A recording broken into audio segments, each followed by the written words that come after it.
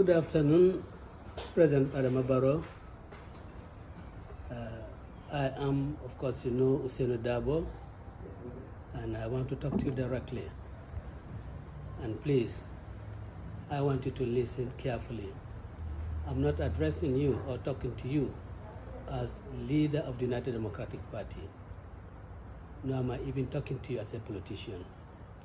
I'm talking to you as an ordinary Gambian who happens to be within the Gambia under the government that you had.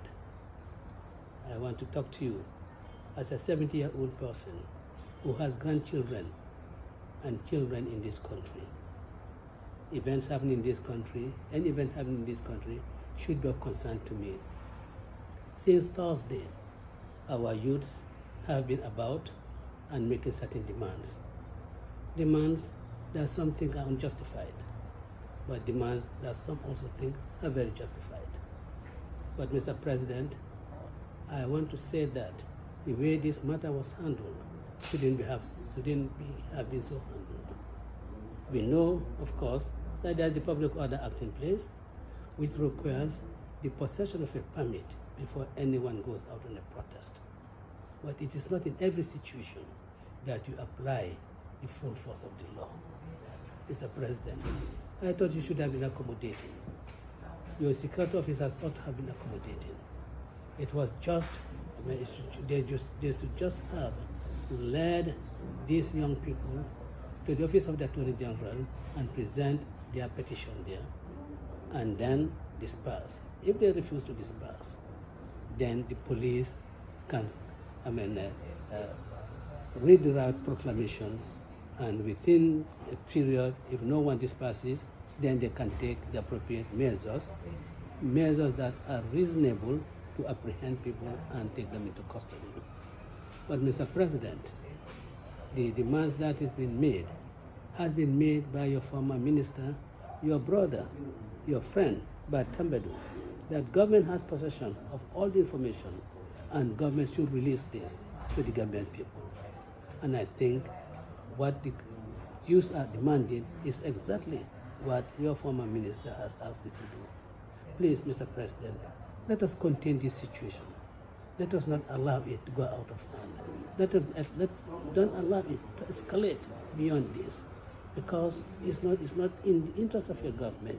It's doing a lot of damage to the reputation of your government.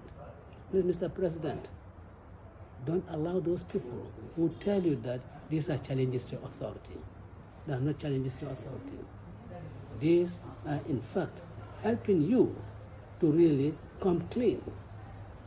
Responding to those demands in a positive way is really telling the people that my government is transparent and you have nothing to hide. And I want to appeal to you, Mr. President, that you ask your Inspector General of Police to release these youths forthwith. I'm not making a demand, but I'm requesting you to do that. I think that will be in the best interest of this country.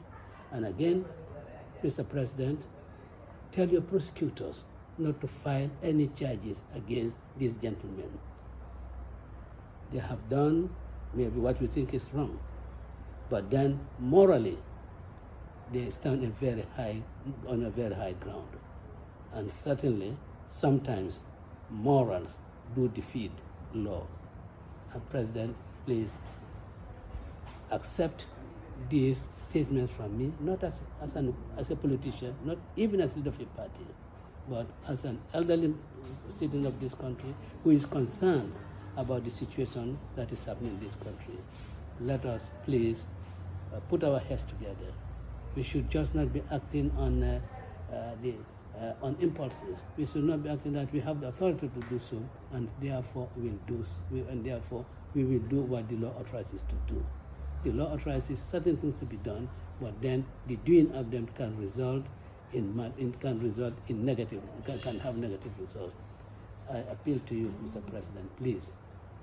I appeal to you, please, Mr. President, please ask the Inspector General of Police to release these young people who have been taken into custody, because if you do so now, you'll be doing a lot of damage control as far as the reputation of your government is concerned. I thank you very much, Mr. President.